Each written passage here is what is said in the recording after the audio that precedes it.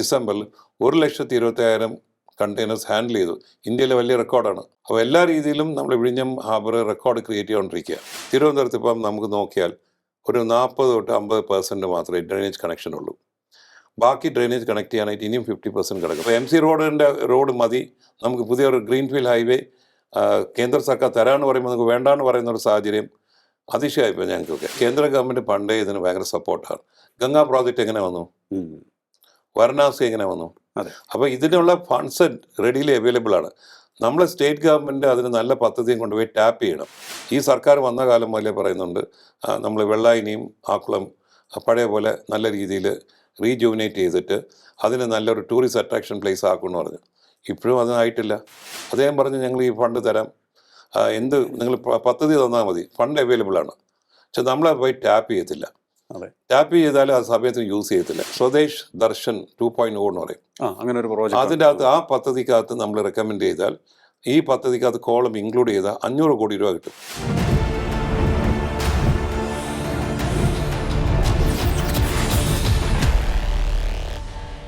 നമസ്കാരം, ടോക്കിംഗ് പോയിന്റിലേക്ക് സ്വാഗതം. നാടിൻ്റെ വികസനം എല്ലാവരുടെയും സ്വപ്നമാണ്. ഓരോ വർഷം കഴിയും തോറും നമ്മുടെ നാട് കൂടുതൽ കൂടുതൽ ഉയരങ്ങളിലേക്ക് പോകണം എന്ന് ഓരോ പൗരനും ആഗ്രഹിക്കും. തിരുവനന്തപുരത്തിൻ്റെ വികസനമാണ് ഇപ്പോൾ വലിയ ചർച്ചയായിരിക്കുന്നത്. പ്രധാനമന്ത്രി നരേന്ദ്രമോദി തന്നെ ഇതിൻ്റെ ബ്ലൂ പ്രിന്റ് നമുക്ക് മുന്നിൽ പ്രഖ്യാപിക്കുമെന്ന് ഭരണസമിതി, തിരുവനന്തപുരം കോർപ്പറേഷൻ ഭരണസമിതി പറഞ്ഞിട്ടുമുണ്ട്. എന്തായാലും അക്കാര്യത്തിൽ യാതൊരു സംശയവുമില്ല. പ്രധാനമന്ത്രി പറഞ്ഞിരിക്കുന്നത് ഇന്ത്യയിലെ തന്നെ ഏറ്റവും മികച്ച നഗരമായി തിരുവനന്തപുരത്തെ മാറ്റും എന്നാണ്. എന്തൊക്കെ ആയിരിക്കണം നമ്മുടെ നാട്ടിൽ വരേണ്ട മാറ്റങ്ങൾ, വികസനങ്ങൾ പരിശോധിക്കുകയാണ് നമ്മളിവിടെ. അതിന് ഒരു കാരണവുമുണ്ട്. Thiruvananthapuram chamber of commerce and industries president നമ്മോടൊപ്പമുണ്ട്. Thiruvananthapuram chamber of commerce and industries 10 നിർദ്ദേശങ്ങൾ പ്രധാനമന്ത്രിക്ക് സമർപ്പിച്ചു കഴിഞ്ഞു. എന്തൊക്കെയാണ് ഈ നിർദ്ദേശങ്ങൾ? നമുക്ക് ശ്രീ രഘുചന്ദ്രൻ നായർ സാറിനോട് തന്നെ അക്കാര്യം ചോദിക്കാം. നമസ്കാരം സാർ. നമസ്കാരം. വിഴിഞ്ഞം പോർട്ടാണ് ഇപ്പോൾ ഏറ്റവും വലിയ ചർച്ചയായിക്കൊണ്ടിരിക്കുന്നത്, അല്ലേ? അപ്പോൾ അതുമായി ബന്ധപ്പെട്ടുള്ളതാണ് അങ്ങ് പ്രസിഡന്റായിട്ടുള്ള Thiruvananthapuram chamber of commerce and industries പ്രധാനമന്ത്രിക്ക് സമർപ്പിച്ച നിർദ്ദേശത്തിലെ ആദ്യത്തേത്. വിഴിഞ്ഞം ബേസ്ഡ് ആയ ഒരു സ്പെഷ്യൽ ഇക്കണോമിക് സോൺ വരണം എന്ന് പറയുന്നുണ്ട്. അതിനോടൊപ്പം തന്നെ കൂടുതൽ വികസനം എന്തൊക്കെയാണ് അവിടെ ഉദ്ദേശിക്കുന്നതെന്നാണ് ആ നിർദ്ദേശത്തിൽ പറയുന്നത്. നമ്മൾ സ്പെഷ്യൽ ഇക്കണോമിക് സോൺ വരുമ്പോഴാണ് ആ പദ്ധതിയായിട്ട് ബന്ധപ്പെട്ടിരിക്കുന്ന പല പ്രോജക്ട്സും വരും. നമ്മൾ എവിടെയൊക്കെ സ്പെഷ്യൽ ഇക്കണോമിക് സോൺസ് ഉണ്ട്, ആ ഇക്കണോമിക് സോൺസിലായിരിക്കും നമുക്ക് ഏറ്റവും കൂടുതൽ നമുക്ക് ഊന്നൽ കൊടുക്കാൻ പറ്റുന്നത്. നാഷണൽ മാരിടൈം ഹബ്ബാവും, നമുക്ക് ഹബ്ബാക്കി മാറ്റാം. അപ്പോൾ ഈ വിഴിഞ്ഞമാണ് നമുക്ക് ഏറ്റവും വലിയ ഒരു ഗെയിം ചേഞ്ചർ. ഇപ്പോഴും നമ്മൾ സംസാരിക്കുന്നതും സർക്കാർ പറയുന്നതും സർക്കാരിലെ ബഡ്ജറ്റിൽ പറയുന്നതും ഏത് നയപ്രസംഗത്തിൽ പ്രസംഗിച്ചാലും പറയുന്ന ഒരു കാര്യം എല്ലാം വിഴിഞ്ഞം വെച്ചാൽ. കാര്യം അതാണ് ഹൈലൈറ്റ് ചെയ്യാൻ പറ്റുന്ന ഒറ്റ ഒരു പോയിന്റ് ഇതാണ്. അപ്പം നമുക്ക് വിഴിഞ്ഞം യാഥാർത്ഥ്യമായി. ഇപ്പം രണ്ടാം ഘട്ടം മിനിഞ്ഞാന്ന് തന്നെ രണ്ടാം ഘട്ടം ഈ സർക്കാർ ഉദ്ഘാടനം ചെയ്തു കഴിഞ്ഞു. ഇനി ഒരു 10,000 കോടി രൂപയുടെ പണി അവിടെ നടക്കാൻ പോകും. മനസ്സിലല്ലേ?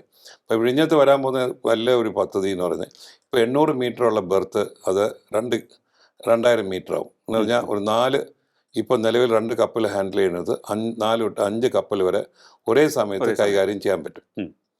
കൂടാതെ നമ്മളെ ബ്രേക്ക് വാട്ടർ എന്ന് പറഞ്ഞാൽ ഇപ്പോൾ ഇരിക്കുന്ന 3 കിലോമീറ്ററിനുള്ളത് അത് ഏകദേശം 5 കിലോമീറ്ററിലോട്ട് പോകും.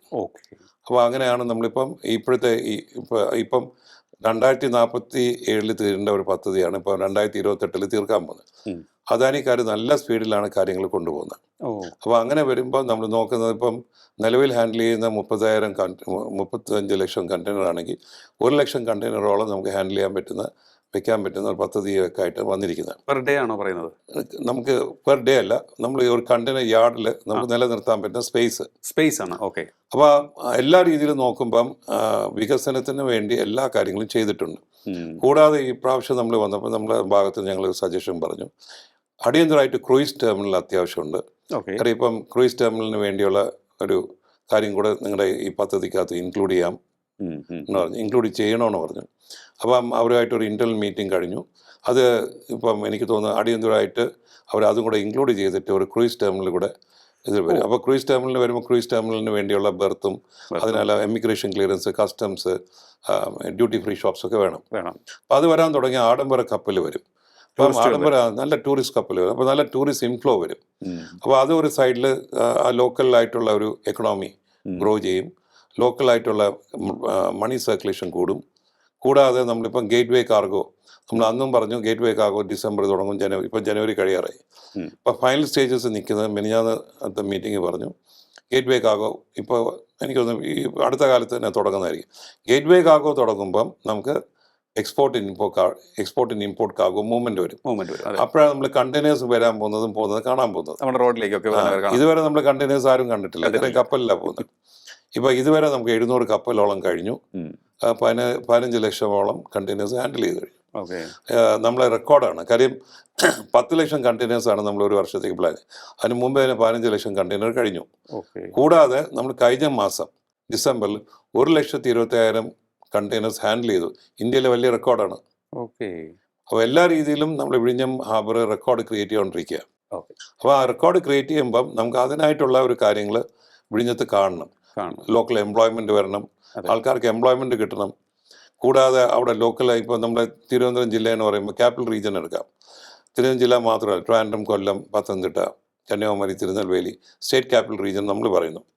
ആ റീജിയനിലൊക്കെ നമ്മൾ ഇക്കണോമിക് ആക്ടിവിറ്റി കാണണം. ഇപ്പം വിഴിഞ്ഞം വരുമ്പം നമുക്ക് അതിന് വരും warehouses, logistic park, manufacturing hub, ഇതൊക്കെ വരേണ്ടി വരും.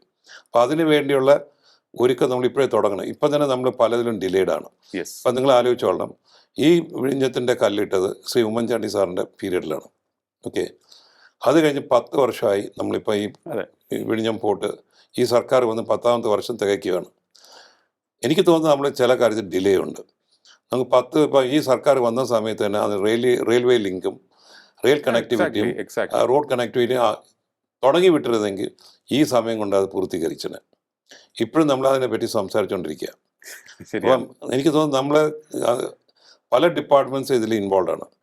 ബിസിലുണ്ട്, പോർട്ട് ഡിപ്പാർട്ട്മെൻ്റ് ഉണ്ട്, പല ഡിപ്പാർട്ട്മെൻറ്റ്സ് ഉണ്ട്. അപ്പോൾ എനിക്ക് തോന്നുന്നു ഈ ഒരു ഗവൺമെൻറ്റിൻ്റെ ശ്രദ്ധയിൽ കൊണ്ടുവരണം. എനിക്ക് തോന്നുന്നു 10 വർഷം മുമ്പ് ശ്രദ്ധയിൽ കൊണ്ടുവന്നു. ഈ ഡിപ്പാർട്ട്മെൻറ്റ് ഈ പോർട്ട് യാഥാർത്ഥ്യമാവാൻ പോവുകയാണ്. ഇപ്പോഴേ നമുക്ക് ടെൻഡർ വിളിച്ച് നാഷണൽ ഹൈവേ ആയിട്ട് കണക്ഷൻ നടത്തി ചർച്ച നടത്തി ഈ വരാൻ പോകുന്ന പോർട്ടിൻ്റെ കണക്ടിവിറ്റി, നാഷണൽ ഹൈവേ കണക്ടിവിറ്റി, ആ ഒരു ജംഗ്ഷൻ ഇൻ്റർസെക്ഷൻ എന്ന് പറയും, ക്ലോവർ ലീഫ് ഇൻ്റർസെക്ഷൻ, ഇതൊക്കെ മുൻകൂട്ടി ചർച്ച ചെയ്ത് തീർക്കേണ്ട കാര്യമാണ്. അത് ചെയ്യാതെ വന്നപ്പോൾ ഇപ്പോഴും നമ്മൾ ഈ ക്ലോവർ ലീഫ് ഇൻ്റർസെക്ഷനെ പറ്റി ഇപ്പോഴും ഒരു തീരുമാനമായിട്ടില്ല. ഭൂമി ഏറ്റെടുക്കാനുള്ള സമയം ഇപ്പോഴും അതിക്രമിച്ചു കഴിഞ്ഞു. അപ്പോൾ ഇങ്ങനെ വരുമ്പോൾ നമുക്ക് എന്ത് പറ്റുന്നു, ഈ രണ്ടാം ഘട്ടം ഇപ്പോൾ 2028 പൂർത്തീകരിക്കും. 28 നമുക്ക് 29, നമ്മളിവിടെ 2020 മാക്സിമം പോയാൽ 2028 അല്ലെങ്കിൽ 29, 30. നമുക്ക് ഇപ്പോഴും സമയമുണ്ട്. ഈ 4 വർഷമായിട്ട് യുദ്ധ അടിസ്ഥാനത്തിൽ നമുക്ക് ഈ പോർട്ടും റെയിൽ കണക്ടിവിറ്റിയുമായിട്ട് വന്നാൽ നമ്മൾ ഈ ഇതിൻ്റെ വികസനം കഴിയുമ്പം, രണ്ടാം ഘട്ടം കഴിയുമ്പോൾ നമ്മൾ റെഡിയാവും. അതാണ് ഒരു ഇപ്പോൾ നമ്മൾ ടെമ്പററി അറേഞ്ച്മെൻറ്റ് ചെയ്ത് ട്രംപറ്റ് ഫോർമേഷൻ, ട്രംപറ്റ് കണക്ഷൻസും ഒക്കെ ചെയ്തുകൊണ്ടിരിക്കുന്നത്. അത് ഒരു ടെമ്പററി അറേഞ്ച്മെൻ്റാണ്. പക്ഷെ നമുക്ക് പെർമനൻറ്റ് സൊല്യൂഷൻസ് ഉണ്ടാക്കി ഇപ്പോഴത്തെ ആ പുതിയ സർക്കാർ ഇപ്പം ഇലക്ഷൻ വരുന്നു, ഏത് സർക്കാർ വന്നാലും വിഴിഞ്ഞത്തിന് ഇഗ്നോർ ചെയ്യാൻ പറ്റില്ല. കേരളത്തിൻ്റെ ഏറ്റവും വലിയ മണി സ്പിന്നറാവാൻ പോകുന്നത് വിഴിഞ്ഞമാണ്. അതെ, നമ്മുടെ കടമെല്ലാം തീരാൻ പോകുന്ന സംഭവമാണ്. അപ്പോൾ നമ്മളെ കടമൊക്കെ തീർക്കാൻ പറ്റുന്നതാണ്. അപ്പോൾ അങ്ങനെ വരുമ്പം ഏത് സർക്കാർ ഇപ്പോൾ 2-3 മാസത്തിനകത്ത് വരുമ്പം ഫസ്റ്റ് പ്രയോറിറ്റി കൊടുക്കുന്നത് ഈ റോഡും റെയിൽ കണക്ടിവിറ്റി കൊടുക്കാനും, അത് ആ മന്ത്രി ഡൽഹി പോവുക, മുഖ്യമന്ത്രി ഡൽഹി പോവുക, മീറ്റിംഗ് നടത്തുക, അടിയന്തരമായിട്ട് ഇതിനുള്ള ഫണ്ട്സ് അലോക്കേറ്റ് ചെയ്യുക. അപ്പോൾ ഈ ഫണ്ട്സ് അലോക്കേറ്റ് ചെയ്യുമ്പോൾ പണി തുടങ്ങിയാൽ നമുക്ക് ഇത്രയും നാൾ കാലതാമസം ഉണ്ടായത് നമുക്ക് മറക്കാൻ പറ്റും. നമ്മൾ പുതിയതായിട്ട് അങ്ങോട്ട് പോകുമ്പം 2028 ആകുമ്പം നമ്മൾ റെഡി ആയിരിക്കും ഈ കാര്യങ്ങൾ മുന്നോട്ട് കൊണ്ടുപോകാൻ. സ്മാർട്ട് സിറ്റി 2.0 എന്നൊരു നിർദ്ദേശം കൂടി വെച്ചിട്ടുണ്ട്. എന്തൊക്കെയാണ് ഇതുകൊണ്ട് ഉദ്ദേശിക്കുന്നത്? നമ്മളിപ്പോൾ ആദ്യത്തെ ഘട്ടം കഴിഞ്ഞു, സ്മാർട്ട് സിറ്റി 1.0. രണ്ടാം ഘട്ടത്തിലേക്ക് നമ്മൾ മാറിയേ പറ്റൂ. കാര്യം നമ്മളിനി ഇപ്പോൾ ഇതുവരെ നമുക്ക് അത് തന്നെ ഡിലേ ഉണ്ട്. സ്മാർട്ട് സിറ്റി 1.0 ഡിലേ വന്നു. ഇനി സ്മാർട്ട് സിറ്റി 2.0 പെടുത്താനായിട്ട് നമ്മൾ സംസ്ഥാന സർക്കാരും കോർപ്പറേഷനും മുൻകൈ എടുത്ത് കേന്ദ്ര സർക്കാരിൻ്റെ ശ്രദ്ധയെ കൊണ്ടുവന്ന 2.0 കയറിയാൽ അതിനകത്ത് വരാൻ പോകുന്ന ഫണ്ട്സ് ഉണ്ട്. സ്മാർട്ട് സിറ്റി നമുക്ക് എത്രയോ കോടി രൂപയാണ് കിട്ടുന്നത്. അപ്പോൾ ആ സ്മാർട്ട് സിറ്റിയുടെ അടുത്ത ഇപ്പോൾ നമ്മളിപ്പോൾ പറയുന്നത് ഫ്ലഡിങ്, നമ്മൾ പറയുന്നത് വെള്ളപ്പൊക്കം, അല്ലെങ്കിൽ ഇപ്പം ഈ വന്നിരിക്കുന്ന ഡ്രെയിനേജ് ഫെസിലിറ്റി. ഇപ്പം തിരുവനന്തപുരത്ത് ഇപ്പം നമുക്ക് നോക്കിയാൽ ഒരു 40-50% മാത്രമേ ഡ്രെയിനേജ് കണക്ഷൻ ഉള്ളൂ. ബാക്കി ഡ്രെയിനേജ് കണക്ട് ചെയ്യാനായിട്ട് ഇനിയും 50% കിടക്കും. നമ്മൾ 101 വാർഡാണെന്ന് ഓർത്തോളണം. അപ്പോൾ അങ്ങനെ വരുമ്പം നമുക്ക് ട്രിവാൻഡ്രം ഈ കോർപ്പറേഷൻ ഏരിയ എന്ന് പറയുന്നത് 53,500 ഏക്കറാണ്. ഇപ്പോൾ 101 വാർഡാകുമ്പോൾ 53,000 ഏക്കറിന് വയ്ക്കാം. 53,000 ഏക്കറിൽ അതിൻ്റെ പകുതി മാത്രമേ ഡ്രെയിനേജ് കണക്ഷൻ ഉള്ളൂ. മുട്ടത്തറ പ്ലാന്റ് 107 MLD പ്ലാന്റിന് കപ്പാസിറ്റി. നിലവിലിപ്പം 70 MLDക്ക് താഴെയുള്ള ഡ്രെയിനേജ് മാത്രമേ അവിടെ എത്തുന്നുള്ളൂ. കപ്പാസിറ്റി ഉണ്ട്, നമ്മളത് യൂട്ടിലൈസ് ചെയ്യുന്നില്ല. അപ്പോൾ അടിയന്തരമായിട്ട് നമുക്ക് ഇനി അടുത്ത സ്മാർട്ട് സിറ്റി 2.0 സിറ്റി മൊത്തം ഡ്രെയിനേജ് കണക്ട് ചെയ്ത് വിടണം. അപ്പോൾ അങ്ങനെ വരുമ്പം സിറ്റിയിൽ കംപ്ലീറ്റ് ഉള്ള ഈ ഓടയിൽ കെട്ടിക്കിടക്കുന്നതും കളയുന്നൊക്കെ അങ്ങ് പോകും ഒരു സൈഡ്. കാര്യം ഇത് ഡ്രെയിനേജ് കണക്ട് ചെയ്യാത്തത് കൊണ്ടാണ് ആൾക്കാർ ഇതിനെ കൊണ്ട് ഓടയിലോട്ടൊക്കെ കണക്ട് ചെയ്യുന്നത്. അത് നല്ലൊരു കാര്യമല്ല. അപ്പോൾ നമുക്ക് അത് കൊണ്ടുവരാം. റോഡിൻ്റെ വികസനം കുറച്ചുകൂടെ കൂട്ടിയെടുക്കാം. സിറ്റി റോഡ്സ് കുറച്ചുകൂടെ ബെറ്റർ ആക്കാം. വീതി കൂട്ടാം, ജംഗ്ഷൻസ് വരാം, ഫ്ലൈ ഓവേഴ്സ് വരാം. അപ്പോൾ അതൊക്കെ ഈ സ്മാർട്ട് സിറ്റിക്കകത്ത് വരുന്നതാണ്. പിന്നെ ഇലക്ട്രിസിറ്റി സപ്ലൈ കേബിളൊക്കെ അണ്ടർഗ്രൗണ്ട് കേബിൾ പോവുക. അപ്പോൾ അങ്ങനെ വരുമ്പോൾ സിറ്റി കുറച്ചുകൂടെ മെച്ചപ്പെട്ട് ലുക്ക് കിട്ടുന്നു. മരങ്ങൾ വെച്ച് പിടിപ്പിക്കാം. രാജഭരണത്തെ കാലത്ത് മാത്രം മരം വെച്ചിട്ടേ ഉള്ളൂ. രാജഭരണം കഴിഞ്ഞിട്ട് ആരും മരമൊന്നും ഇവിടെ വെപ്പിച്ചിട്ടില്ല. ഒരു മരങ്ങളും കാണാനില്ല. ഉള്ള മരം മുറിക്കുന്നുണ്ട്. പക്ഷേ ആ മുറിക്കാതെ കിടക്കുന്ന മരങ്ങളാണ് ഇപ്പം തണലായിട്ട് നിൽക്കുന്നത്. അപ്പോൾ നമുക്ക് അങ്ങനെ നോക്കുമ്പം സ്മാർട്ട് സിറ്റി 2.0 എന്ന് പറഞ്ഞ് ഇപ്പോഴും നമ്മൾ തുടങ്ങിയാൽ കിട്ടിയാൽ നമുക്കത് ആ സ്മാർട്ട് സിറ്റിയുടെ അടുത്ത 5 വർഷത്തെ അത് സിറ്റി നമ്മൾ വിചാരിക്കുന്ന കാലം ബ്യൂട്ടിഫുൾ ആയിട്ട് സിറ്റി. കാരണം ഇൻഫ്രാസ്ട്രക്ചർ, ഈ സ്മാർട്ട് സിറ്റി എന്ന് പറയുന്നത് ബേസിക് ഇൻഫ്രാസ്ട്രക്ചറാണ്. ആ ഇൻഫ്രാസ്ട്രക്ചർ ബെറ്റർ നന്നായി ആവും. കൂടാതെ നമ്മൾ പറയുന്നു പട്ടിശല്യം. ഓക്കെ, ഇതിനൊക്കെ എനിക്ക് തോന്നുന്നു ആ സ്മാർട്ട് സിറ്റി 2.0 ഇതിനകത്ത് പല പ്രൊവിഷൻസ് ഉണ്ട്. ഇപ്പോൾ ഫ്ലഡിങ്ങിൻ്റെ കാര്യം പറഞ്ഞു. ഇപ്പോൾ നമ്മൾ ബോംബെ പോയാൽ ഈ അടുത്ത കാലത്ത് ധാരാവി എന്ന് പറഞ്ഞ ഒരു ചെറിയ സ്ഥലമാണ്. അതിനെ കംപ്ലീറ്റ് റീഡെവലപ്പ് ചെയ്യുക. റീഡെവലപ്പ് ചെയ്തിട്ട് കംപ്ലീറ്റ് ആൾക്കാർക്ക് നല്ല രീതിയിൽ ഇപ്പം താമസിക്കുന്ന ഫെസിലിറ്റിയെക്കാളും നല്ല രീതിയിൽ ക്വാളിറ്റി ഓഫ് ലൈഫ് കൊടുക്കുന്ന രീതിയിൽ ഫ്ലാറ്റ്സ് കിട്ടുകയാണ്. അവർക്ക് ഒരിക്കലും ഇമാജിൻ ചെയ്യാൻ പറ്റില്ല ഇങ്ങനെ ഒരു സറൗണ്ടിങ്ങിൽ അവർക്ക് താമസിക്കാൻ പറ്റുന്നത്. ബാക്കി സ്ഥലം ഫ്ലാറ്റ് കെട്ടിയ ബാക്കി സ്ഥലം ആ ഡെവലപ്പറിന് കൊടുത്തിട്ട് അത് ഡെവലപ്പ് ചെയ്യിപ്പിക്കുക. അപ്പോൾ അവിടെ വേറെ ഫ്ലാറ്റ്സ് ആയിട്ട് വരും, ഗവൺമെൻറ് ഓഫീസ് വരാം, ലേക്ക് വരാം, എല്ലാം വരാം. തിരുവനന്തപുരത്ത് ഇത് ചെയ്യാം. നമ്മളെ ചെങ്കൽച്ചൂള ഇത്രയും നല്ല ബ്യൂട്ടിഫുൾ ആയിട്ട് അവിടെയുള്ള ആൾക്കാരെ ഒഴിപ്പിക്കരുത്. അവിടെയുള്ള ആൾക്കാർക്ക് നല്ല മെച്ചമായിട്ടുള്ള നല്ല രീതിയിൽ ബാക്കി എല്ലാ സ്ഥലത്തും കിട്ടുന്ന ഫ്ലാറ്റ് പോലെ നല്ല രീതിയിൽ മെച്ചപ്പെട്ട ഒരു ഫ്ലാറ്റും ഫെസിലിറ്റീസും കൊടുത്ത് ഒരു ഭാഗത്താക്കി ആ ബാക്കിയുള്ള സ്ഥലത്ത് നല്ല ഒരു ലേക്കും പോണ്ട് ആക്കിയാൽ സിറ്റിയുടെ ഫ്ലഡിങ് മൊത്തം തീരും. കാരണം അതാണ് വാലി, ഈ വരുന്ന വെള്ളം എല്ലാം വന്ന് കിട്ടുന്ന സ്ഥലം അവിടെയാണ്. അപ്പോൾ അങ്ങനെ വരുമ്പോൾ അത് ഒരു മെച്ചമായിട്ട് ഒരു രീതിയിൽ നമുക്ക് ചെയ്യാൻ പറ്റും. അപ്പോൾ ഇതൊക്കെ സ്മാർട്ട് സിറ്റിക്കകത്ത് വരുന്നത്. അപ്പോൾ ആ സ്മാർട്ട് സിറ്റി 2.0 പറയാൻ പറ്റും. കാര്യം ഇപ്പം തന്നെ പ്രധാനമന്ത്രി വന്നിട്ട് പോയപ്പോൾ ആൾക്കാർ പറഞ്ഞു, നിങ്ങൾ ചേംബറുകാർ ഇത്രയൊക്കെ പറഞ്ഞു, പ്രധാനമന്ത്രി ഒന്നും പറഞ്ഞില്ലല്ലോ. അപ്പം ഞാൻ പറഞ്ഞു, പ്രധാനമന്ത്രി ഒരു വാക്കേ പറഞ്ഞുള്ളൂ, I will make Thiruvananthapuram the best city in India. അപ്പോൾ ബെസ്റ്റ് സിറ്റി ഇൻ ഇന്ത്യ എന്ന് പറയുമ്പോൾ അതിൻ്റെ അകത്ത് എല്ലാം ഉണ്ട്, മനസ്സിലായില്ലേ? അപ്പോൾ അതിൻ്റെ അകത്ത് ഇന്ന സാധനം ചെയ്യും എന്ന് പറയേണ്ട കാര്യമില്ല.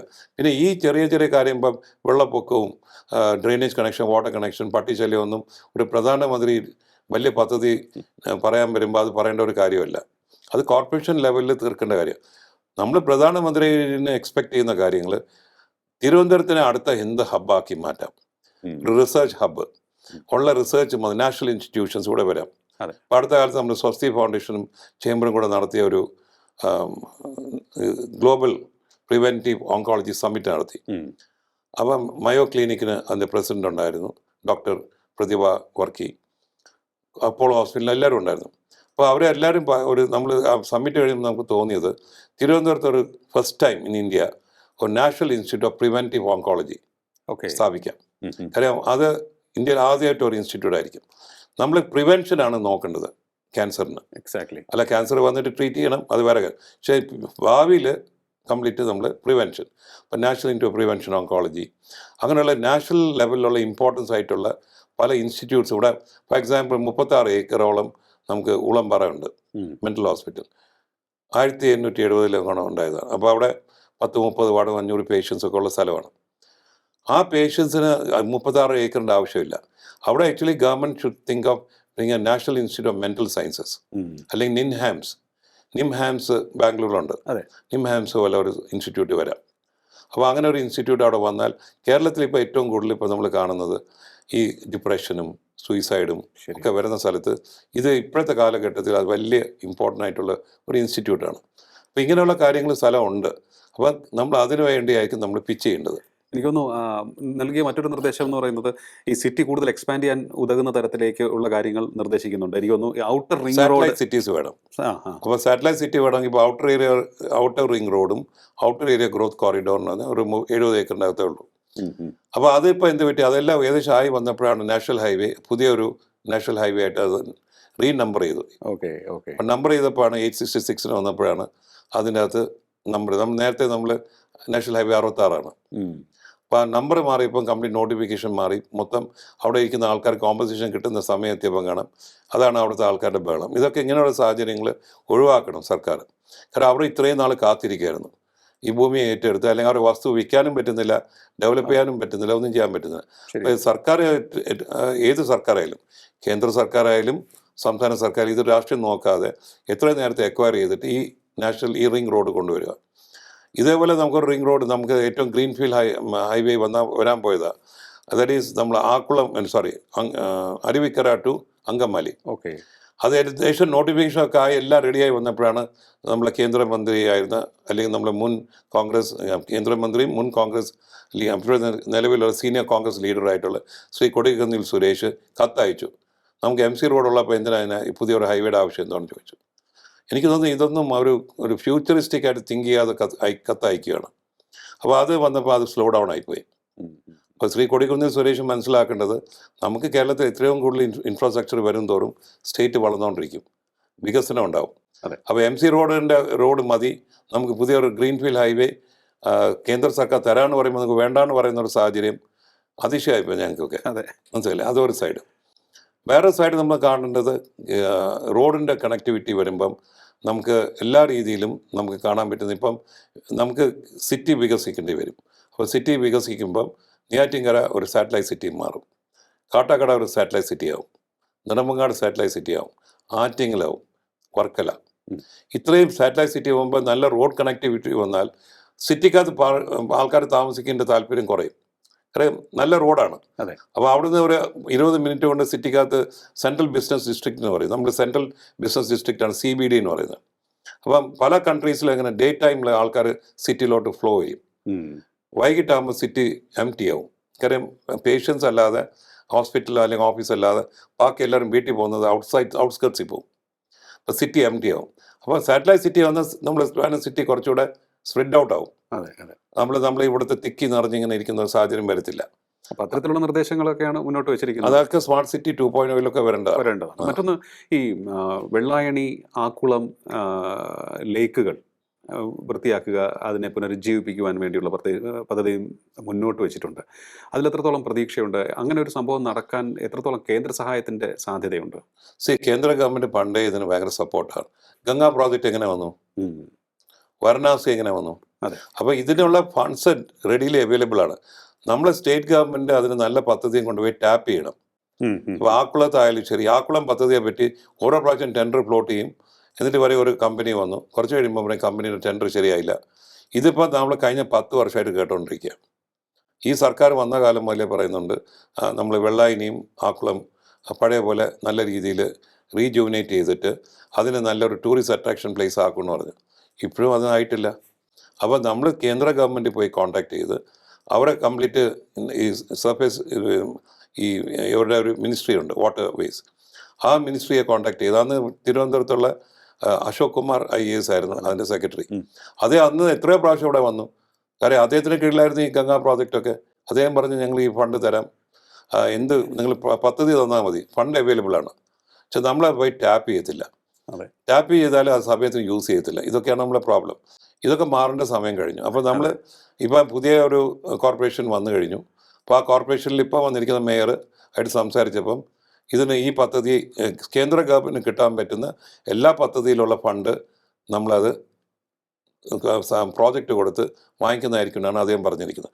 അതിൽ നമ്മൾ പറഞ്ഞൊരു കാര്യമാണ് ഈ ആക്കുളം വെള്ളായനിയിലേക്ക് കൂടാതെ 3 ആറും നമുക്ക് കറക്റ്റായിട്ട് ഡീസിൽറ്റ് ചെയ്ത് നല്ല വാട്ടർ ഫ്ലോ ആക്കി വിട്ട് കൊടുക്കുകയാണെങ്കിൽ സിറ്റിക്കകത്തുള്ള ഫ്ലഡിങ്ങും പിന്നെ ആൾക്കാർ ഡ്രെയിനേജ് കണക്ഷനൊക്കെ നിർത്തണം നമ്മൾ. അപ്പോൾ ആ ഡ്രെയിനേജ് കണക്ഷൻ നിർത്താനായിട്ട് നമ്മൾ അതിനുള്ള ലേറ്റസ്റ്റ് ആയിട്ട് ഡ്രെയിനേജ് വരിക. രണ്ടാമത് അതിനെ നമ്മൾ സാറ്റലൈറ്റ് വെച്ച് മാപ്പ് ചെയ്തിട്ട് ലിഡാർ മാപ്പിംഗ് ഒക്കെ നോക്കി അതെങ്ങനെ കണ്ടുപിടിക്കാം, ഈ അടി കൂടെ കണക്ഷൻ കൊടുക്കുന്നുണ്ടോ ഇല്ലയോ കണ്ടുപിടിക്കാൻ പറ്റുന്ന കാര്യങ്ങളൊക്കെ ഉണ്ട്. എനിക്കതിപ്പോൾ മേയർ അതിനു വേണ്ടി തുണിഞ്ഞിട്ടുണ്ട്, അദ്ദേഹം അതിനു വേണ്ടി വർക്ക് ചെയ്തുകൊണ്ടിരിക്കുക. മറ്റൊന്ന് എനിക്ക് ഇൻട്രസ്റ്റിംഗ് ആയിട്ട് തോന്നിയത് ട്രിവാൻഡ്രം തിരുനെൽവേലി ഇൻഡസ്ട്രിയൽ കോറിഡോറാണ്. അത് നിലവിൽ വന്നു കഴിഞ്ഞാൽ എന്തൊക്കെ ഗുണമാണ് നമുക്ക് ഉണ്ടാവാൻ പോകുന്നത്? നമുക്കിവിടെ ഏറ്റവും വലിയ പ്രോബ്ലം എന്താ? ഭൂമിയാണ്. നമുക്ക് കേരളത്തിൽ ഏർബൻ ലാൻഡ് സീലിംഗ് വരുമ്പം 15 ഏക്കർ കൂടുതൽ ഒരു ഭൂമി ഓൺ ചെയ്യാൻ പറ്റും. അപ്പോൾ വലിയ പദ്ധതിയിൽ വരാനുള്ള ബുദ്ധിമുട്ടുണ്ട്. അപ്പോൾ വലിയ പദ്ധതി വരണമെങ്കിൽ ഇപ്പോൾ നമ്മൾ 100 ഏക്കർ വേണമെങ്കിൽ നമുക്ക് 100 ഏക്കർ വേണമെങ്കിൽ മിനിമം 5-6 കമ്പനി ഫോം ചെയ്താലേ ഒരു 100 ഏക്കറിന് നമുക്ക് എടുക്കാൻ പറ്റുള്ളൂ. അല്ലെങ്കിൽ പദ്ധതിയിൽ ഇപ്പം ഗവൺമെൻറ് എക്സംഷൻ കൊടുക്കുന്നുണ്ട്, ഇത്രയും ആൾക്കാർക്ക് എംപ്ലോയ്മെൻറ്റ്, ഇത്രയും ഫണ്ടിങ്, ഇത്രയും ഇൻവെസ്റ്റ്മെൻറ്റ് വന്നാൽ എക്സംപ്റ്റ് ചെയ്ത് കൊടുക്കുന്നുണ്ട്. പക്ഷെ അതിന് പകരം എനിക്ക് തോന്നുന്നത് ഗവൺമെൻറ് ഒന്നാ ലാൻഡ് നല്ല രീതിയിൽ അക്വയർ ചെയ്തിട്ടിരുന്നെങ്കിൽ ഗവൺമെൻറ്റിനെ കൊടുക്കാൻ പറ്റും. അപ്പം നമുക്ക് അങ്ങനെ ഇല്ലാത്ത സാഹചര്യം ഇപ്പോൾ തമിഴ്നാട്ടിൽ ഈ പദ്ധതി നമ്മൾ വിഴിഞ്ഞം പദ്ധതി കണ്ടുകൊണ്ട് 3-4 സ്ഥലത്ത് ഏകദേശം 10,000 ഏക്കർ അവരെ അക്വയർ ചെയ്ത്. അപ്പോൾ നമുക്ക് വേണ്ടി വരുന്നത് നല്ലൊരു ഇൻഡസ്ട്രിയൽ കോറിഡോർ. ഇപ്പം ബാംഗ്ലൂർ കൊച്ചിൻ ഇൻഡസ്ട്രിയൽ കോറിഡോർ വന്നു. ആ കോറിഡോർ ഇവിടെ എക്സ്റ്റെൻഡ് ചെയ്യാൻ മതി, അത് എക്സ്റ്റെൻഡ് ആവില്ല. നമുക്കറിയാം അത് എക്സ്റ്റെൻഡ് ആവില്ല. തിരുവനന്തപുരം എന്ന് പറയുമ്പം ഈ കോറിഡോർ വരില്ല, അത് കൊച്ചി വന്ന് അവിടെ നിൽക്കും. എന്തല്ലേ കൊച്ചിക്ക് ഇപ്പുറം ആ കോറിഡോർ കൊണ്ടുവരുന്ന കാര്യമേ ഉള്ളൂ. കാരണം ബാംഗ്ലൂർ ടു കൊച്ചിനെത്തി വന്ന് ഇവിടെ കണക്ട് ചെയ്ത് കന്യാകുമാരിയിലോട്ട് കണക്ട് ചെയ്ത് വിട്ടാൽ ഓട്ടോമാറ്റിക് കോറിഡോർ ആവും. അപ്പോൾ നമുക്ക് നോക്കുമ്പോൾ അത് ചോദിക്കുന്നതാണ് നല്ലത്. തമിഴ്നാട് ഗവൺമെൻറ് തൊട്ടടുത്തുണ്ട്. അപ്പോൾ തിരുനെൽവേലി ട്രിവാൻഡ്രം കോറിഡോർ നമ്മൾ കേന്ദ്ര ഗവൺമെൻറ്റും നമ്മളും രണ്ട് സ്റ്റേറ്റ് ഗവൺമെൻറ്റും കൂടെ പ്രസ് ചെയ്താൽ തിരുനെൽവേലി ഇൻഡസ്ട്രിയൽ കോറിഡോർ വരും. അത് വലിയൊരു മാനുഫാക്ചറിങ് ഹബ്ബാവും. കാര്യം വിഴിഞ്ഞം ഹാർബറായിരിക്കും ഇവർക്കൊക്കെ ഉള്ള പൊട്ടൻഷ്യൽ. അതെ. അപ്പം എക്സ്പോർട്ട് പൊട്ടൻഷ്യലുണ്ട്, ഇമ്പോർട്ട് പൊട്ടൻഷ്യലുണ്ട്. അപ്പോൾ ഇതൊക്കെ വരുമ്പം നമുക്ക് സ്പിൽ ഓവർ ഇക്കണോമി ഇവിടെ വരും. അപ്പം നമുക്ക് ആൾക്കാർ ചോദിക്കും അവിടെ വന്നിട്ട് നമുക്ക് എന്താ കാര്യം? അവിടെ വരുമ്പോൾ ഇവിടെ ഉള്ള ആൾക്കാർക്ക് തൊഴിൽ കിട്ടും, അവിടെ ഉള്ള ആൾക്കാർ ഇവിടെ നിന്ന് താമസിക്കും, കൂടാതെ അവിടെ നിന്നുള്ള സാധനങ്ങൾ ഇങ്ങോട്ട് വരും, റോഡ് മൂവ്മെൻ്റ് ഉണ്ടാവും, പല കാര്യങ്ങൾ വരും. കാര്യം ക്വാളിറ്റി ഓഫ് ലൈഫ് എപ്പോഴും നമ്മൾ മനസ്സിലാക്കേണ്ടത് തിരുവനന്തപുരത്താണ്. എയർ ക്വാളിറ്റി വെച്ച് നോക്കിയാലും തിരുവനന്തപുരം എയർ ക്വാളിറ്റി വെച്ച് നോക്കിയാൽ നമ്മൾ ഏറ്റവും നല്ല എയർ ക്വാളിറ്റി തിരുവനന്തപുരത്താണ്. ഇന്ന് 130 എങ്ങാനേ ഉള്ളൂ എയർ ക്വാളിറ്റി. കൊച്ചിയിൽ 200 ആണ്. ഡൽഹിയിലൊക്കെ 10, 300, 500 വരെ എത്തിയിട്ടുണ്ട്. അപ്പോൾ എയർ ക്വാളിറ്റി നമ്മൾ നല്ലതാണ്. അപ്പോൾ എന്ത് രീതിയിൽ നോക്കിയാലും പദ്ധതിയിൽ വരാൻ പറ്റിയ സ്ഥലമാണ്. അപ്പോൾ ഈ കോറിഡോർ എന്ന് പറയുന്നത് ജോബ് ജനറേഷൻ വരും, ജോലി സാധ്യത കൂടും, ആൾക്കാർക്ക് ഏറ്റവും കൂടുതൽ ജോലി കിട്ടും, നമ്മളെ സ്റ്റേറ്റ് ഇക്കണോമിക്കകത്ത് സ്പിൽ ഓവർ ഇക്കണോമിയും കിട്ടും. മറ്റൊന്ന്, ഈ ടൂറിസം മന്ത്രാലയത്തിനും പ്രത്യേക നിർദ്ദേശം കൊടുത്തിട്ടുണ്ടെന്ന് തോന്നുന്നു. അതിനെനിക്ക് തോന്നുന്നു കുറേ കൂടി വേഗത്തിൽ നടക്കാനുള്ള സാധ്യതയുണ്ടെന്ന് തോന്നുന്നു. അത് നമ്മുടെ മുഖച്ഛായ മാറ്റുന്ന കാര്യങ്ങൾ തന്നെ ആയിരിക്കുമല്ലോ. അതെന്താണെന്ന് പറഞ്ഞാൽ ഓരോ സ്ഥലത്ത് ഒരു ഐക്കോണിക് സിറ്റി വേണമെങ്കിൽ സ്റ്റേറ്റിന് റെക്കമെൻഡ് ചെയ്യാം കേന്ദ്രത്തോട്. ഐക്കോണിക് സിറ്റി നമ്മൾ പറയുന്നത് തിരുവനന്തപുരത്ത് കോവളം ഐക്കോണിക് സിറ്റി ആയിട്ട് ഇരിക്കുക. ഏറ്റവും പഴക്കമുള്ള ഒരു ഐക്കോണിക് ലൊക്കേഷനാണ് കോവളം. അപ്പോൾ സ്വദേശ് ദർശൻ 2.0 എന്ന് പറയും. അങ്ങനെ ഒരു പ്രോജക്റ്റ് അതിൻ്റെ അകത്ത് ആ പദ്ധതിക്കകത്ത് നമ്മൾ റെക്കമെൻഡ് ചെയ്താൽ ഈ പദ്ധതിക്കകത്ത് കോവളം ഇൻക്ലൂഡ് ചെയ്താൽ 500 കോടി രൂപ കിട്ടും. 500 കോടി രൂപ ആ ഡെസ്റ്റിനേഷന്. അപ്പോൾ അങ്ങനെ വരുമ്പോൾ കോവളത്തിന് മാത്രം ആ ഒരു ഐക്കോണിക് ലൊക്കേഷൻ. അപ്പോൾ അതിന് നമുക്ക് ടാപ്പ് ചെയ്യാനായിട്ട് നമ്മൾ മുൻകൈ എടുക്കണം. കാരണം ഇതൊക്കെ ഞാൻ പറഞ്ഞില്ലേ, സംസ്ഥാന സർക്കാരിൽ ഒരു ഡിപ്പാർട്ട്മെൻറ്റ് വേണം. കേന്ദ്ര ഗവൺമെൻറ് ഏതൊക്കെയാണ് ടാപ്പ് ചെയ്യാൻ പറ്റുന്ന വകുപ്പുണ്ട്, എല്ലാ വകുപ്പും എടുക്കുക. എഗ്രികൾച്ചർ ആണെങ്കിൽ എഗ്രികൾച്ചർ, അല്ലെങ്കിൽ ടൂറിസം ആണെങ്കിൽ ടൂറിസം, റെയിൽവേ ആണെങ്കിൽ ടാപ്പ് ചെയ്യാൻ പറ്റുന്ന കേന്ദ്ര ഗവൺമെൻറ് നമ്മുടെ ബഡ്ജറ്റ് എല്ലാ വർഷവും വായിച്ചിട്ട് അതിൽ ഏതൊക്കെ ബഡ്ജറ്റിൽ എന്തൊക്കെ ഉൾക്കൊള്ളിക്കുന്നത് കാണുമ്പം നമ്മൾക്ക് കിട്ടാൻ പറ്റുന്നുണ്ടെങ്കിൽ നമ്മൾ അപ്പം കത്തയക്കണം ഞങ്ങൾക്ക്. അപ്പം അങ്ങനെ കത്തയക്കുമ്പോഴേ ഇത് കിട്ടുള്ളൂ. അപ്പോൾ നമ്മൾ അതിന് വേണ്ടി എക്സ്പെർട്ട്, നമുക്കിവിടെ എത്രയോ റിട്ടയർ ചെയ്തിട്ടുള്ള നല്ല മിടുക്കന്മാരുണ്ട്, റിട്ടയർ ചെയ്ത ഉദ്യോഗസ്ഥന്മാർ, റെയിൽവേയിൽ റിട്ടയർ ചെയ്തവരുണ്ട്, പല ഡിപ്പാർട്ട്മെന്റ് റിട്ടയർ. അവരെ കൊണ്ട് നമുക്ക് ഒരു പദ്ധതി ഉണ്ടാക്കിയാൽ മതി. എക്സ്പീരിയൻസ് ആണ് ഇതിന് വേണ്ടത്. അപ്പോൾ ആ ആൾക്കാർക്ക് വീട്ടിൽ ഇരിക്കുന്ന ആൾക്കാർക്ക് കൊണ്ട് അപ്പം നമ്മുടെ ഭാഗത്ത് നമ്മൾ തീരുമാനിച്ചു TC ആയിട്ട് ചേംബർ ഈ റിട്ടയർ ചെയ്ത ആൾക്കാരെയും കൂടെ വിളിച്ച് അവരുമായിട്ട് ഇത് ഓരോ മേഖലയിലായിട്ടുള്ള ഒരു എക്സ്പീരിയൻസ് ആയിട്ടുള്ള ആൾക്കാരെ വിളിച്ച് വരുത്തി അവരെ കൊണ്ട് തന്നെ ഒരു ചെറിയൊരു നോട്ടൊക്കെ തന്ന് നമ്മൾ അതിൻ്റെ പുറകെ പോകാനായിട്ടാണ് നമ്മൾ തീരുമാനിച്ചിരിക്കുന്നത്. അപ്പോൾ ആ പദ്ധതിയാണ് ഈ ഐക്കോണിക് ഡെസ്റ്റിനേഷൻ. രണ്ടാമത്തെ കാര്യം നമ്മൾ പറഞ്ഞിരിക്കുന്നത് രാമായണ സർക്കിറ്റ്. ഈ രാമായണ സർക്കിറ്റ് നമ്മൾ ഉദ്ദേശിക്കുന്നത് ശ്രീ പത്മനാഭസ്വാമി ടെമ്പിൾ, ജടായുപ്പാറ, ശബരിമല, ആ സർക്കിറ്റിൽ അത് പെടുത്തിയാൽ ഒരു രാമായണ സർക്കിറ്റിൻ്റെ അകത്ത് ഇതും കൂടെ ഇൻക്ലൂഡ് ചെയ്യുവാണെങ്കിൽ അതുപോലെയുള്ള ക്രൗഡ് വരും. നമുക്ക് ടൂറിസ്റ്റിനെ എങ്ങനെ ഇങ്ങോട്ട് വരുത്താൻ പറ്റുന്നതാണ്. ഇപ്പൊ പാൽക്കി ശർമ്മ അടുത്ത കാലത്ത് നിങ്ങളെല്ലാം കണ്ടു കാണും. ടൂറിസത്തിനെ പറ്റി കേരളത്തിലാണ് ടോപ്പ് ചെയ്ത് നിൽക്കുന്നത്. പ്രത്യേകിച്ച് തിരുവനന്തപുരത്താണ് പാൽക്കി ശർമ്മയുടെ ഒരു ചെറിയൊരു റിപ്പോർട്ട് ഉണ്ടായിരുന്നു. അതെ.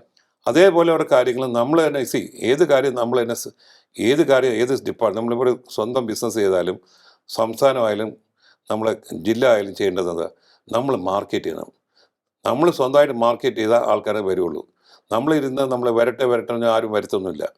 നമ്മൾ അതിൻ്റെ പുറകെ പോകണം. അപ്പോൾ നമ്മൾ ഈ രാമായണ സർക്കിറ്റ് നമ്മൾ സജഷൻ കൊടുക്കുമ്പോൾ രാമായണ സർക്കിറ്റിൽ പെടുത്താൻ പറ്റും. അതേപോലെയാണ് ഈ അഗ്രഹാരങ്ങൾ. ഇപ്പോൾ കോട്ടയ്ക്കകത്ത് മൊത്തം ആക്ച്വലി പറഞ്ഞ അഗ്രഹാരമാണ്. ഓക്കെ, ഇതെല്ലാം ഓൾഡ് ആയിട്ടുള്ള അഗ്രഹാരംസാണ്. അവർക്ക് പലർക്കും ജീവിക്കാൻ പോലും മാർഗ്ഗങ്ങൾ കുറവാണ്. പണ്ടുള്ള കാലത്തൊന്നും അല്ല ഇപ്പോഴത്തെ സ്ഥിതി. ഈ അഗ്രഹാരമൊക്കെ കംപ്ലീറ്റ് സ്റ്റേ ഹോംസ് ആക്കി കൊടുത്താൽ സെൻട്രൽ ഗവൺമെൻറ് സബ്സിഡി കൂടാതെ സെൻട്രൽ ഗവൺമെൻറ് അസിസ്റ്റൻസും അവർക്ക് ഫണ്ടിങ് കൊടുക്കുകയാണെങ്കിൽ ഈ അഗ്രഹാരംസൊക്കെ ഏറ്റവും നല്ല സ്റ്റേ ഹോംസ് ആയിപ്പോവും. അപ്പോൾ അങ്ങനെ വരുമ്പോൾ ആ പിൽഗ്രിമേജ് ടൂറിസം, ആ ടെമ്പിളിന് ചുറ്റുമുള്ള പിൽഗ്രിമേജ് ടൂറിസം നല്ല രീതിയിൽ വളർത്തിയെടുക്കാൻ പറ്റും. പല ആൾക്കാർക്ക് റിച്ച് ആയിട്ടുള്ളവർ വരുന്ന 5 സ്റ്റാർ ഹോട്ടലിൽ പോകും. ഇടത്തരമായിട്ട് വരുന്ന ആൾക്കാർക്ക് ഇങ്ങനെയുള്ള സ്ഥലത്ത് താമസിക്കാൻ താല്പര്യമുണ്ട്. അതെ. അപ്പോൾ അതിനാണ് അത് ഒരു സെക്കൻഡ് സജഷൻ നമ്മൾ കൊടുത്തത്. മൂന്നാമത്തെ സജഷൻ കൊടുത്തത് മൈസ് ലൊക്കേഷൻ. അതെ, മൈസ്. മൈസിന് നമ്മൾ പറയുന്നത് മീറ്റിംഗ്സ്, ഇൻസെൻറ്റീവ്, കോൺഫറൻസ്, എക്സ്പോ, ഇതാണ് മൈസ്. ഓക്കെ. ഇതൊരു വലിയ ബിസിനസ്സാണ്. മൈസ് എന്ന് പറയുമ്പോൾ നമുക്ക് വലിയ എക്സ്പോ ഗ്രൗണ്ട് ഉണ്ടെങ്കിൽ എക്സിബിഷൻസ് നടത്താം. തിരുവനന്തപുരത്ത് ഒരു എക്സിബിഷൻ ഗ്രൗണ്ട് നടത്താനായിട്ട് എക്സിബിഷൻ പണ്ട് പുത്രി കണ്ടത്തുണ്ടായിരുന്നു. ആ ഗ്രൗണ്ട് ആയിരുന്നു. ഇപ്പോൾ അതൊന്നും തികയത്തില്ല. നമുക്ക് ഇന്ന് ഒരു 15-20 ഏക്കേഴ്സോളം ഉണ്ടെങ്കിൽ മാത്രമേ നല്ല എക്സ്പോസ് നടത്താൻ പറ്റുള്ളൂ. ഒന്ന്. അപ്പോൾ അതിന് സ്ഥലങ്ങളുണ്ട്. സർക്കാർ ഇപ്പോൾ നമ്മളിപ്പം ഗ്രീൻഫീൽഡ് സ്റ്റേഡിയത്തിന് ചുറ്റും കൊടുത്തിരിക്കുന്ന ഔട്ട്സോഴ്സ് ചെയ്തിരിക്കുന്ന സ്റ്റേഡിയത്തിന് ചുറ്റും കൺവെൻഷൻ സെൻറ്ററിൻ്റെ അവിടെ ആവശ്യമുള്ള സ്ഥലമുണ്ട്. അപ്പോൾ മൈസ് അത് കൊടുക്കാം. പക്ഷേ ഇതിന് വേറൊരു ഗുണമുള്ളത്, നമ്മൾ മൈസിനകത്ത് ഹെറിറ്റേജ് സിറ്റിയും കൂടെ ഇൻക്ലൂഡ് ചെയ്യണം. അപ്പോൾ തിരുവനന്തപുരം ഹെറിറ്റേജ് സിറ്റി ആയിട്ട് മൈസിൻ്റെ കീഴിൽ കൊണ്ടുവന്നാൽ നമ്മൾ കേന്ദ്ര ഗവൺമെൻറ് കീഴിലെ എല്ലാ മിനിസ്ട്രിയിലുള്ളവർക്കും ഇൻസ്ട്രക്ഷൻ പോയിട്ടുണ്ട്. പബ്ലിക് സെക്ടർ യൂണിറ്റ്സിനും ഇൻസ്ട്രക്ഷൻ പോയിട്ടുണ്ട്. നിങ്ങളുടെ ഏത് കോൺഫറൻസോ അല്ലെങ്കിൽ എന്ത് മീറ്റിംഗ്സ് നടത്തിയാലും ഹെറിറ്റേജ് സിറ്റി നടത്തുക. അങ്ങനെ നമ്മളും കൂടെ അതിൽ വന്നാൽ എല്ലാ മീറ്റിംഗ്സും ഇവിടെ വരും. ഇപ്പം നിലവിൽ ഇപ്പോൾ പോയിക്കൊണ്ടിരിക്കുന്ന വാരണാസി, ഗയ, ഹംപി ഇങ്ങനെയുള്ള സ്ഥലത്തൊക്കെ അത് പോയിക്കൊണ്ടിരിക്കുന്നത്. അത് തിരുവനന്തപുരത്ത് വരും. അപ്പോൾ നമുക്കൊരു മൈസ് ലൊക്കേഷൻ, അപ്പോൾ അതിന് കൺവെൻഷൻ സെൻറ്റർ, ഒരു 10,000-7,000 പേര് ഇരിക്കാൻ പറ്റുന്ന ഒരു കൺവെൻഷൻ സെൻറ്ററൊക്കെ നമ്മൾ ഉണ്ടാക്കേണ്ടി വരും. അത് സർക്കാരിൻ്റെ അസിസ്റ്റൻസ് വാങ്ങിച്ച് നമുക്ക് ഉണ്ടാക്കണം. അതെ, തീർച്ചയായിട്ടും വളരെ ഇന്നോവേറ്റീവ് ആയിട്ടുള്ള, ഐ ഓപ്പണിംഗ് ആയിട്ടുള്ള കുറേ കാര്യങ്ങളാണ്. ഇത് നിലവിലുണ്ട്. നമുക്ക് കേന്ദ്രത്തിൽ നിന്നും വാങ്ങിച്ചെടുക്കേണ്ട ഒരു കാര്യം മാത്രമാണ്. അതിനുവേണ്ടി നമ്മൾ എഫർട്ട് എടുക്കണം. അങ്ങ് പറഞ്ഞ ഒരു പോയിന്റ് എനിക്ക് വളരെ ഇഷ്ടപ്പെട്ടു.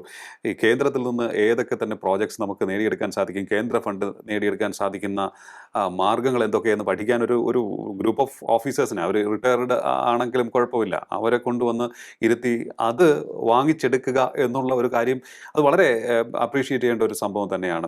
അങ്ങനെ ഉണ്ടാകുമെന്ന് നമുക്ക് പ്രതീക്ഷിക്കാം. എന്തായാലും ഈ വെച്ചിരിക്കുന്ന നിർദ്ദേശങ്ങളൊക്കെ തന്നെ നമ്മുടെ തിരുവനന്തപുരത്തിൻ്റെ മുഖച്ഛായ മാറ്റം, കേരളത്തിൻ്റെ സാമ്പത്തിക മുന്നേറ്റത്തിന് ആക്കം കൂട്ടും എന്നുള്ള കാര്യത്തിൽ യാതൊരു സംശയവുമില്ല. ഇത്തരത്തിലുള്ള കൂടുതൽ പ്രോജക്റ്റുകളും പദ്ധതികൾ നടപ്പിലാക്കുന്ന നടപടികളുമൊക്കെയായി മുന്നോട്ട് പോകാൻ സാധിക്കട്ടെ എന്ന് ഞങ്ങൾ ആശംസിക്കുന്നു. ഇത്രയും സമയം ടോക്കിംഗ് പോയിന്റുമായി സംസാരിച്ചത് വളരെയധികം നന്ദി സാർ. Thank you. ടോക്കിംഗ് പോയിന്റിൻ്റെ ഈ അധ്യായത്തിൽ തിരുവനന്തപുരത്തിൻ്റെ വികസനത്തെക്കുറിച്ചാണ് നമ്മൾ ചർച്ച ചെയ്തത്. വിവാദം മാത്രമല്ല, വികസനം വേണം. നമുക്ക് എങ്ങനെ സമാധാനത്തോടെ, സന്തോഷത്തോടെ, കൂടുതൽ പ്രോസ്പെറസ് ആയി ജീവിക്കാൻ സാധിക്കും എന്ന് നമ്മൾ ചിന്തിച്ചുകൊണ്ടിരിക്കണം. വിവാദത്തിൽ മാത്രം ഒടുങ്ങുന്നതാവരുത് നമ്മുടെ ചർച്ച എന്നുള്ളത് കൊണ്ട് ഈ ചർച്ചയ്ക്ക് നമ്മൾ വലിയ പ്രാധാന്യമാണ് നൽകുന്നത്. തുടരും. ഇത് ആദ്യത്തേതല്ല, മുൻപ് പലപ്പോഴും നമ്മളിത് ചർച്ച ചെയ്തിട്ടുണ്ട്. ഇനിയും ഉണ്ടാകും ഇത്തരത്തിലുള്ള ചർച്ചകൾ. വളരെയധികം നന്ദി.